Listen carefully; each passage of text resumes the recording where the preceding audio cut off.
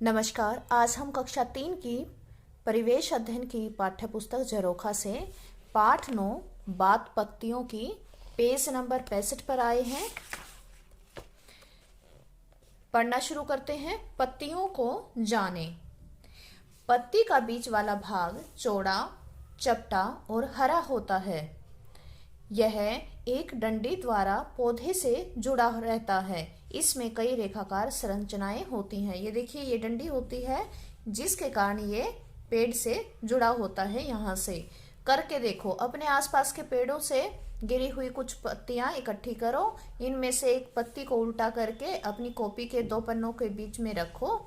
ऊपर वाले पन्ने पर रंग या पेंसिल घुमाओ। देखो कैसी आकृति बनी है। अलग अलग पत्तियों से आकृतियां बनाकर तुलना करो। जैसा कि हम कॉइन छापने के लिए, सिक्का छापने के लिए भी करते हैं, उसी तरह से आपको भी यहाँ पर पत्ती छापने के लिए इस तरह से पेज के नीचे रखनी है। एग्जाम्पल के लिए मैं यहाँ पर आपको एक कागज का टुकड़ा लेकर दिखा रही हूँ। उसको अपने पेज के नीचे ऐसे रखना है और उसके ऊपर आपको इस तरह से पेंसिल घिसानी है और उसकी आकृति बनानी है।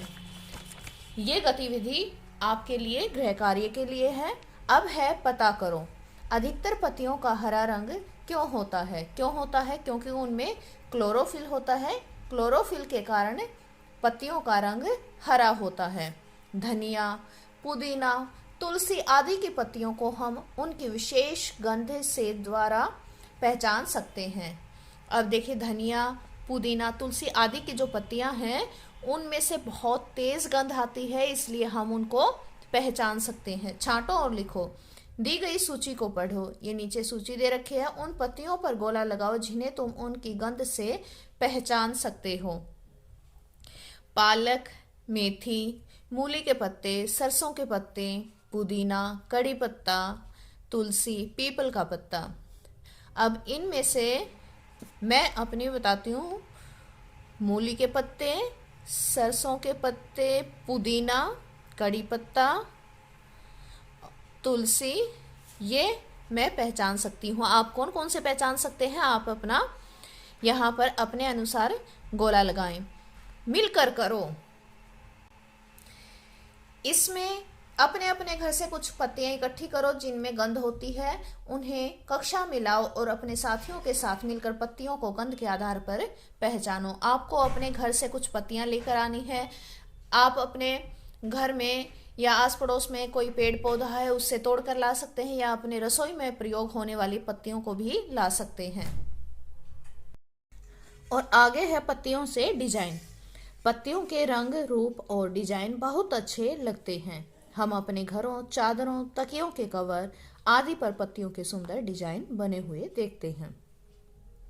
ऐसा करो, अपने हाथ पर गीली मेहंदी से फूल पत्तियों का सुंदर डिजाइन बनाओ। तो यहाँ पर आप अपनी हाथ पर या यहाँ पर जो स्पेस दे रखा है, यहाँ पर डिजाइन बना सकते हैं।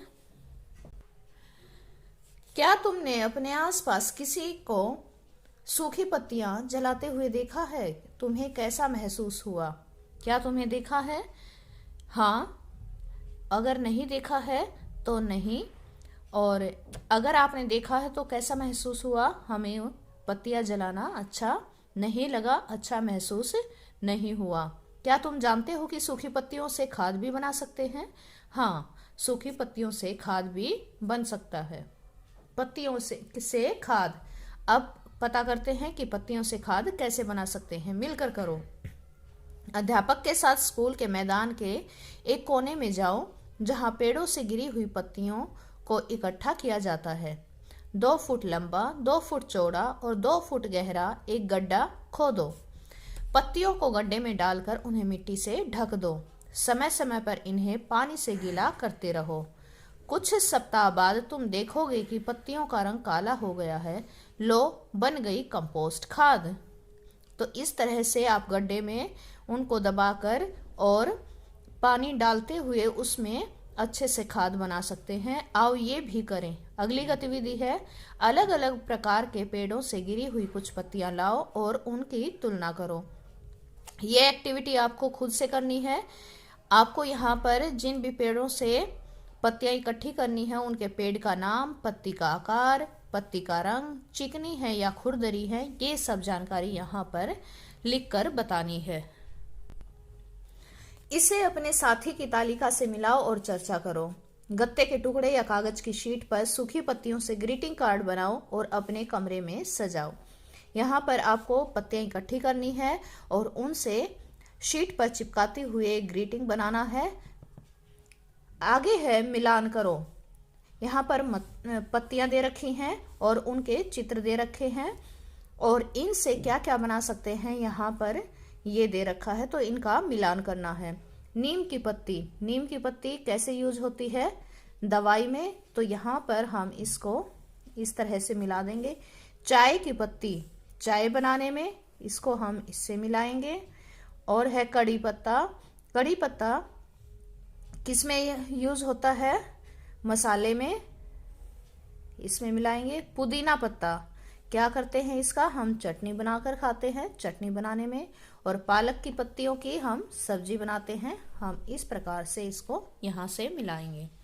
आगे है पत्तियों से किसी पक्षी की आकृति बनाओ।